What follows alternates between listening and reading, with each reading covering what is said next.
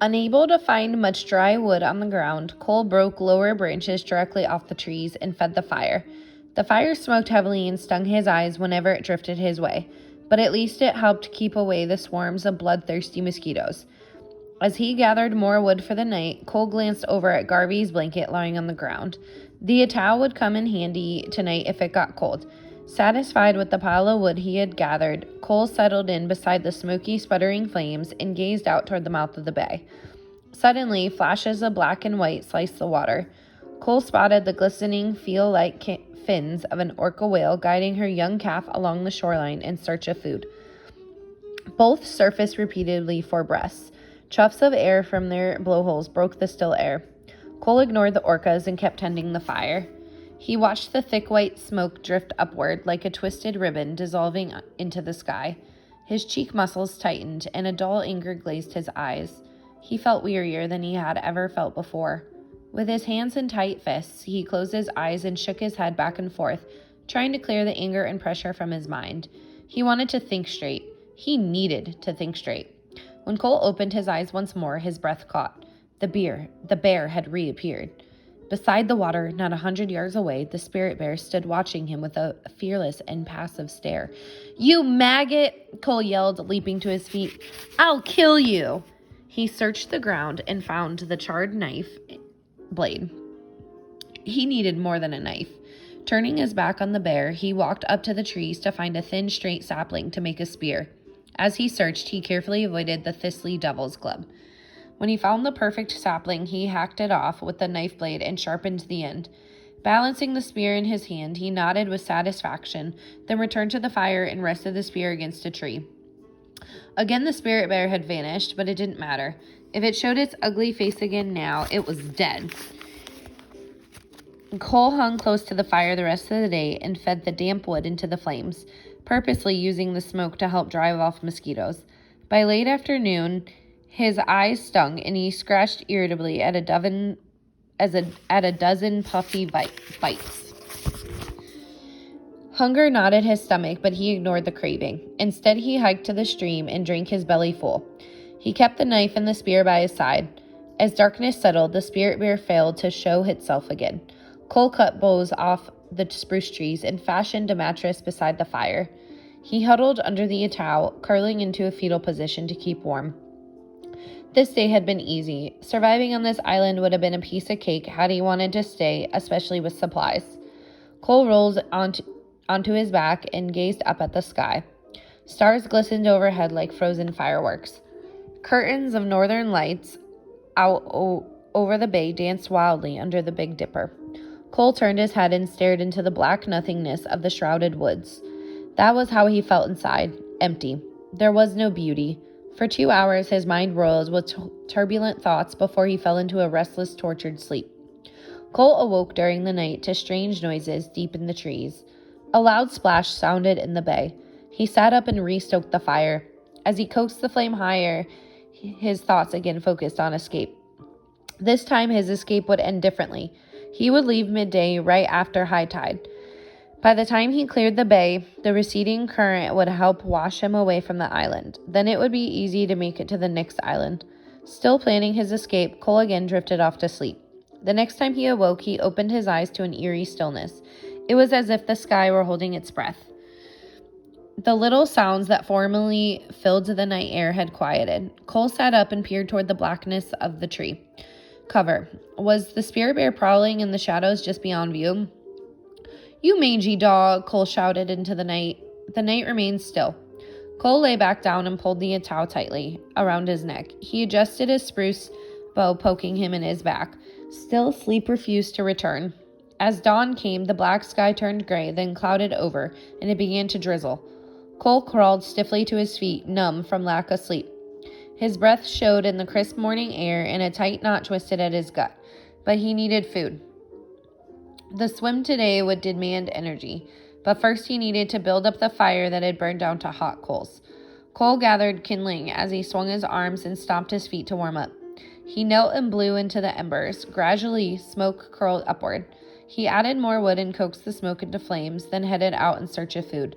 He found it easier to walk on the spongy grasses above tide lines instead of over the slippery rocks nearer the water. In one hand, he held the spear, in the other, the charred knife blade. When he reached the mouth of the bay, he spotted 3 seagulls pecking at a half-eaten fish on the rocks. He rushed toward the gulls, hollering and swinging his arms until the strutting scavengers abandoned their find. Squawking, they took to the air. With the complaining gulls circling overhead, Cole picked up the remains of the fish. The front half had been bitten cleanly off. Cole glanced around for any sign of the spirit bear, but saw nothing. Still eyeing the trees, he held up his find. The gulls had mangled the fish, but big pink chunks of fresh meat still clung to the skeleton. It wouldn't be quite like burgers on the grill, but this wasn't exactly Minneapolis, Minnesota either, Cole thought. Heading back toward camp, as he walked, he picked dangling guts and dirt from the fish. This was the meal that would give him the energy he needed to escape. When Cole reached camp, he jabbed the blunt end of his spear into the chest cavity of the fish and rotated it over the smoky flames. As the meat charred, Cole ripped off chunks and ate. He gorged himself until his stomach bulged, then he walked to the stream for another drink. Returning, he picked more meat from the skeleton. It might be a while before he ate again. The steady drizzle turned to rain. Cole wished the sun would come out again. He tugged the atau tightly around his shoulders and circled the fire to keep away from the drifting smoke. As he added branches to keep the faltering flames alive, he watched the rain pelt the icy slate-gray waters of the bay. If only he could wait a couple of days for better weather, but he couldn't. By then, Edwin and Garvey would have returned to check on him. Cole crowded nearer to the fire. Already he had been on the island one full night. He would leave today, and he would leave warm and full of food. With the heavy overcast, it was hard to judge time. Cole guessed it might be another 3 or 4 hours until high tide. Already he could see the water level rising. He rolled a big rock over beside the smoky flames to use as a chair. The incessant rain made the fire sputter and send up whiffs of smoke with a sweet burnt smell. Cole wrung water from the atau and pulled it back over his shoulders. At least the mosquitoes had disappeared. When Cole looked up again to check the tide level in the bay, he blinked in disbelief. There, where the stream entered the bay, stood the spirit bear again. The huge white animal looked frozen on the shoreline, as motionless as the stones under its giant paws. It stared at Cole. Cole picked up the makeshift spear in one hand, the knife blade in the other. Keeping his eyes on the big creature, he hurried along the shoreline toward it. This time, the bear could not pull one of its disappearing acts. It would have to run to escape, but still it remained, rain dripping from its matted coat. As Cole neared, he slowed. Any second now, the bear would turn and run. Just in case it didn't, Cole raised the spear over his shoulder. Instead of fleeing, the bear shifted position to face Cole directly. Head hung low. It waited. Cole hesitated, then kept inching forward. It puzzled him that the bear would hold its ground. It must be bluffing. Surely it would turn and run. If it didn't, it would die. He intended to kill it. Didn't the stupid moron know that? Get out of my face, Cole muttered, stopping less than 50 feet away. The bear breathed in deeply but did not move. Go on, get, Cole challenged. Still, the rain fell and the bear remained. Cole drew the spear back, then hesitated to glance over his shoulder. No one was watching. He could easily back away from this bear, and not a single human being on a planet would ever know. Cole gripped the spear so hard his knuckles hurt.